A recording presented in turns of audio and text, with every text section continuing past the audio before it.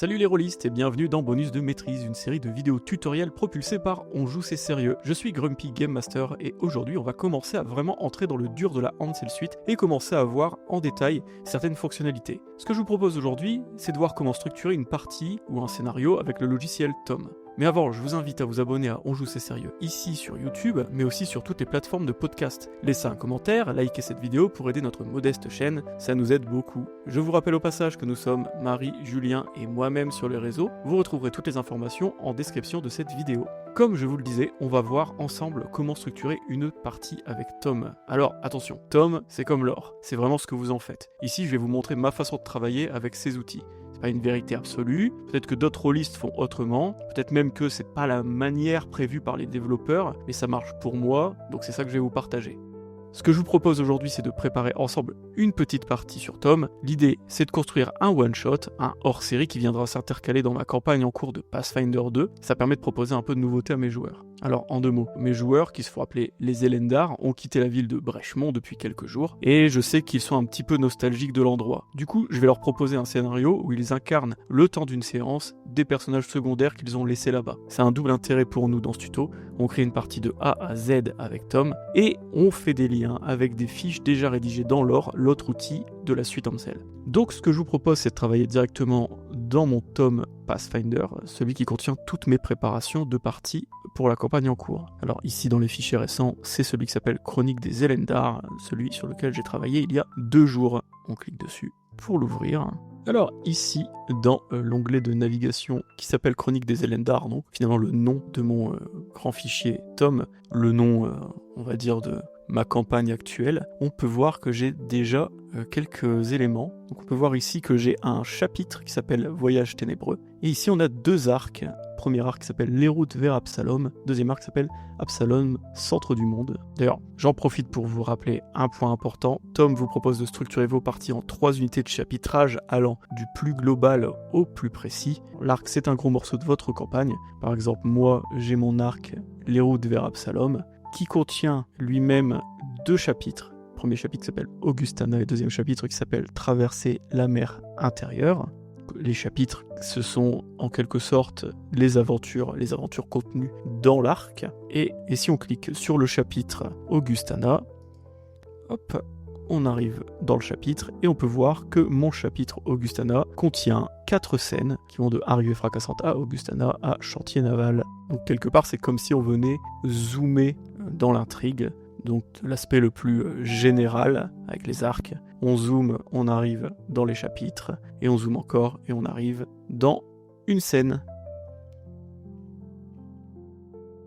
Donc nous, notre aventure, elle ne va pas faire directement partie des arcs en cours. Pourquoi ? Parce que je considère qu'elle est assez détachée du reste. Les joueurs ne vont même pas y incarner leur personnage habituel. On va donc créer un nouvel arc, un arc que je vais appeler les nouveaux Elendar. Alors pour créer un nouvel arc qui va venir se positionner ici à gauche, on va aller dans les outils à droite, dans l'onglet Insérer, cliquer sur Nouvel arc. Ici, je rentre le nom de mon arc que je vais lier à mon tome Chronique des Elendar, donc à ma campagne Chronique des Elendar, validé, et voilà, on a notre arc qui est créé. Vous pouvez le voir, il est automatiquement au plus bas de cette espèce d'arborescence, les nouveaux Elendar. Évidemment, ici, dans l'onglet de navigation de l'arc, on voit bien qu'il n'y a aucun chapitre, tout simplement parce qu'on n'en a pas encore créé, on va y venir. Ici, vous avez un emplacement pour y mettre un résumé de l'arc.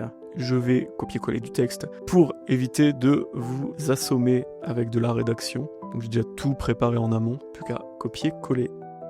Hop, le résumé de mon arc. Donc ici, on peut mettre une petite illustration qui va venir habiller un petit peu notre arc. Hop.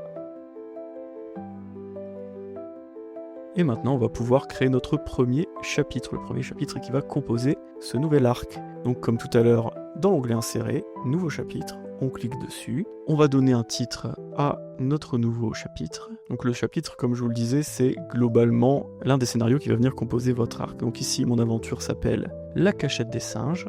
Et obligatoirement, on va venir relier ce chapitre à un arc parent, l'arc parent que l'on a créé juste avant, donc les nouveaux Elendar, pour bien indiquer à Tom que La cachette des singes est un chapitre de l'arc Les Nouveaux Elendar, qui lui-même est un arc des Chroniques des Elendar. On valide et on est automatiquement dans notre chapitre. Mais si on revient en arrière, hop, au niveau de notre arc, on voit bien qu'on a créé un nouveau chapitre qui s'appelle La Cachette des Singes et qui est bien contenu dans notre arc Les Nouveaux Elendar. On retourne dans notre chapitre qui se compose globalement de la même façon qu'un arc. Vous avez à gauche un emplacement pour mettre une illustration.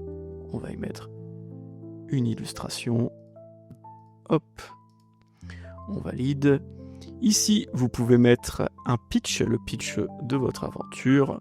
Comme tout à l'heure, c'est préparé à l'avance, j'ai plus qu'à copier-coller. Et on a notre chapitre, on a notre arc, notre chapitre. Et maintenant, on va pouvoir commencer la rédaction de l'aventure en elle-même, en tout cas des scènes qui la composent. Et pour ça, on va créer notre première scène, qui sera la scène d'intro de notre aventure. On retourne dans l'onglet Insérer, on clique sur Nouvelle scène, et on vient nommer la scène. La scène s'appelle tout simplement Introduction de l'appel de l'aventure, et on lui donne un chapitre par an. Le chapitre par an, c'est La Cachette des Singes, qui, je le rappelle encore une fois, Cachette des Singes, qui est un chapitre contenu dans l'arc qui s'appelle Les Nouveaux Elendar. Les Nouveaux Elendar est un arc contenu dans le fichier tome Chronique des Elendar. Ouais, vous voyez un petit peu, c'est ce que je vous expliquais. On zoome de plus en plus vers l'intrigue, vers la narration, vers l'histoire que vous êtes en train de rédiger. On valide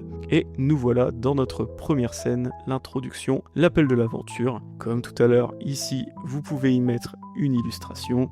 Ici, un résumé de votre scène. Et ici, le texte, le contenu réel de la scène. Le scénario, tout simplement. Alors, j'ai déjà renseigné, comme je vous dis, j'ai déjà tout préparé à côté. Bien sûr, vous, ça va pas être aussi rapide. Il va falloir rédiger vos petites histoires. Et là-dessus, je peux pas encore vous aider. Hop, le résumé de ma scène. Ici, le déroulé de ma scène. Alors, hop, j'ai des Google Docs ouverts partout, ce qui est pas très pratique, mais voici. Bon, forcément, j'ai copié mon texte en brut. On va venir bouger un tout petit peu la mise en page qu'on va pouvoir travailler un petit peu grâce aux outils de style contenus dans l'onglet de style qui sont ici à droite. Là, comme vous pouvez le voir, c'est un peu un bloc de texte compact, pas vraiment agréable à lire, et dans lequel vos yeux vont venir se perdre, et vous ne saurez pas vraiment où vous êtes arrivé dans votre déroulé si on le laisse tel quel. L'idéal, c'est de venir donc retravailler tout ça, le rendre plus agréable, plus pratique surtout, pour ne pas vous perdre durant votre partie. Alors, comme dans un traitement de texte classique, il vous est possible de mettre des mots en gras, de venir mettre les mots importants en gras, ce qui va vous permettre de vous y retrouver un peu plus. Comme dans un traitement de texte, vous pouvez surligner le texte. Ici, vous avez une petite barre d'action rapide. Vous cliquez sur le B de bold pour le mettre en gras. Vous pouvez aussi faire un petit CTRL B, ça marche tout aussi bien. Ou alors venir cliquer directement dans les outils en haut à droite.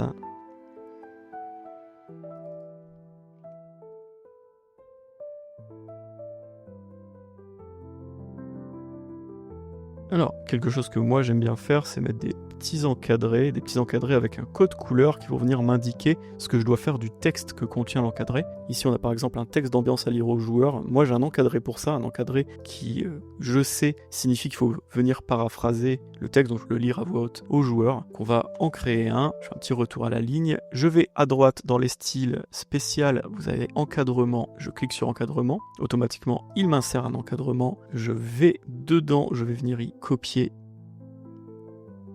mon texte. Du coup, je peux supprimer celui qui est au-dessus. Je peux même supprimer texte d'ambiance à lire aux joueurs parce que avec le code couleur que je vais lui assigner, je le sais de toute façon qu'il faut le paraphraser. Ici, j'ai une barre d'action rapide quand je clique sur mon encadrement. La petite barre d'action rapide ici. Ce qui me permet, hop, vous voyez, de transformer mon petit encadrement avec des genres de presets que j'ai déjà configurés avant. Si vous appuyez sur les trois petits points, vous en avez un peu plus. Vous voyez que j'ai un encadré pour les messages importants, un encadré pour les dialogues à lire aux joueurs, un encadrement rouge danger, un encadrement noir remarque. J'ai personnalisé des encadrements, donc j'ai règles en bleu, vert paraphrasé et un violet pour les items. Ici donc on a dit que c'était du paraphrasage, je clique dessus et hop, on a bien un petit encadré vert qui, moi je le sais, c'est mon code couleur, signifie qu'il va falloir lire ce texte à voix haute. J'ai mis un petit picto d'oreille pour m'en souvenir. Ici on a un autre texte d'ambiance à lire aux joueurs, donc on va faire la même chose. Un petit retour à la ligne ici, on va supprimer texte d'ambiance. On insère un encadrement via l'onglet de style, on clique dessus, les 3 petits points paraphrasés, et on va venir y mettre le texte à paraphraser. Hop. Vous voyez déjà, je vois tout de suite le texte qu'il va falloir paraphraser. Le reste du texte n'est pas à lire, c'est du texte qui m'est dédié à moi en tant que MJ. Alors il est aussi possible de mettre des séparateurs qui vont là encore venir un peu guider votre œil. Hop, cliquez toujours dans l'onglet style séparateur. Hop, ça vous permet de mettre une petite ligne qui va venir tout simplement séparer des éléments de votre intrigue, montrer que c'est une première partie, une seconde partie. J'avais pas vu, j'avais un autre texte à paraphraser. Alors, petite astuce, l'encadrement paraphrasé, je l'utilise beaucoup comme vous pouvez le voir. Donc en fait, il m'est possible, en venant cliquer ici à droite sur la petite épingle, de venir l'épingler dans mes raccourcis. Donc je clique dessus, hop, vous voyez qu'il est venu se rajouter. Maintenant, si je clique, hop, je peux créer mon petit encadrement bien plus rapidement. Et voilà, donc là on commence à avoir quelque chose qui est bien plus organisé que le texte que j'ai copié-collé au tout début de la session. J'en profite, je vous montre un petit quelque chose, c'est comment créer un encadrement personnalisé. Pour ce faire, vous vous rendez dans l'outil encadrement, vous posez un encadrement et dedans, dans les raccourcis, les 3 petits points. Vous descendez et vous voyez qu'ici, il vous est possible d'ajouter un style d'encadrement. Alors, pour l'exercice, j'appelle le mien document. À gauche, je peux adjoindre une icône. Bon, là, c'est un document, donc document, on va peut-être laisser la petite feuille vierge. Et en cliquant sur ce point ici, vous pouvez adjoindre une couleur. Donc là, on va lui mettre par exemple du jaune. Vous appuyez sur Entrée et vous avez votre encadrement jaune document. Vous cliquez dessus et voilà. Vous avez votre nouvel encadré que vous pouvez venir renseigner. Bon, là ici il ne nous sert pas à grand chose, mais c'était pour vous montrer que c'était très facile d'en configurer un. Donc, on a créé notre première scène, on l'a mis globalement en page. Il y a encore des choses qu'on peut faire, je vous montrerai par la suite. Mais ce qui serait bien, c'est de passer à la seconde scène qui compose notre chapitre. Alors, hop, on revient en arrière, on voit bien qu'on a notre introduction. On va dans notre onglet Insérer, on crée une nouvelle scène et on passe à la scène suivante qui s'appelle Convaincre Jorsk. Et cette scène est toujours contenue dans notre chapitre qui s'appelle La cachette des singes. On valide, vous voyez automatiquement elle est venue se glisser juste après la scène précédente.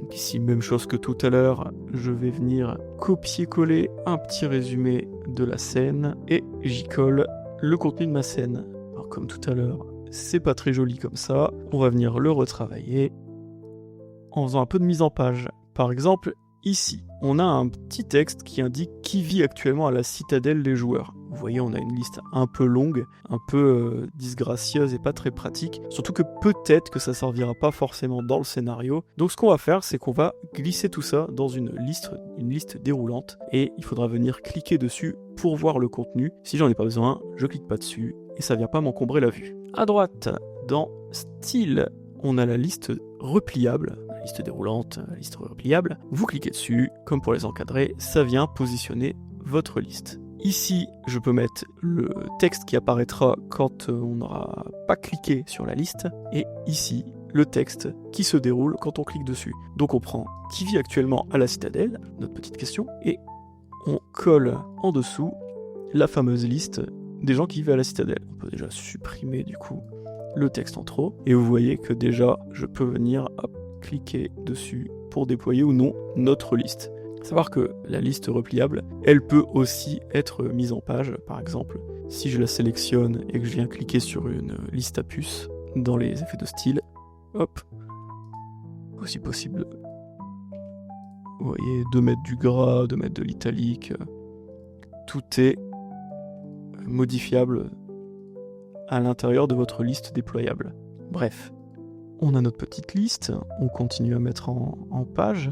Ici, on a une phrase qui va être prononcée par un personnage, donc tout simplement une phrase de dialogue. Donc je vais y mettre un encadrement et choisir mon encadrement de dialogue, le violet. Et comme tout à l'heure pour les encadrements de paraphrase, on met dedans. Hop là. Et au premier coup d'œil, je sais qu'il s'agit de texte à lire à mes joueurs et qui sera prononcé par le personnage de Jorsk. Alors Jorsk, il a 3 pistes à donner à mes joueurs, 3 pistes qui déboucheront sur des scènes qu'on va venir créer juste après. Donc ce qu'on peut faire, c'est là aussi créer une liste repliable pour chacune de ces pistes. Comme ça, j'aurai que le nom de la piste qui s'affiche, il faudra cliquer dessus pour en savoir plus. On va faire comme tout à l'heure, hop. Je pose mes petites listes repliables. Je viens y mettre le texte qui s'affichera forcément avant même de cliquer sur quoi que ce soit. En dessous, je mets le texte qui va venir lui se replier. Je supprime le texte en trop.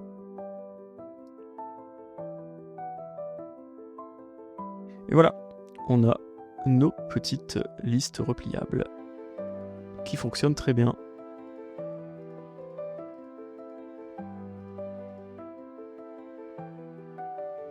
On habille tout ça avec un petit peu de mise en gras, de mise en italique.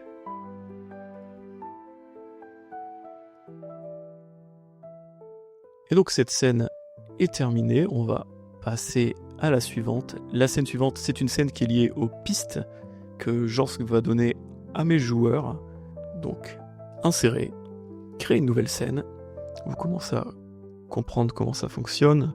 On crée notre piste 1 qui s'appelle Le fermier et ses chèvres disparues. Et on vient la lier à notre chapitre La cachette des singes. On valide et exactement comme on le fait depuis tout à l'heure, mon petit résumé et le texte qui compose ma scène qu'il va falloir mettre en page.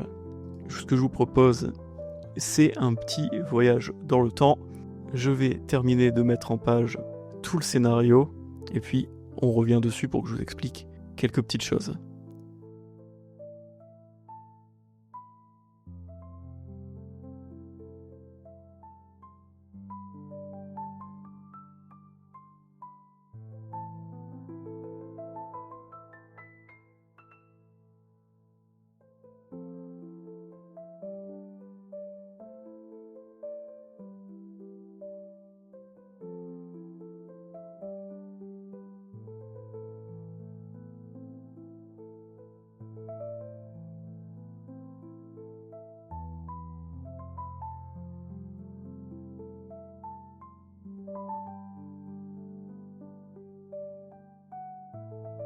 Et voici, j'ai terminé de mettre en page la dernière scène, la scène finale de notre aventure.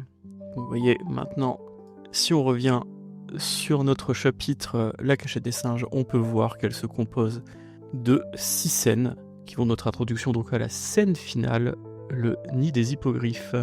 Donc l'intérêt c'est que maintenant vous pouvez naviguer très facilement entre vos différentes scènes, ce qui va vous être particulièrement utile quand vous serez en partie de jeu de rôle, puisque vous pourrez retrouver les informations concernant ce qui se passe en un clic.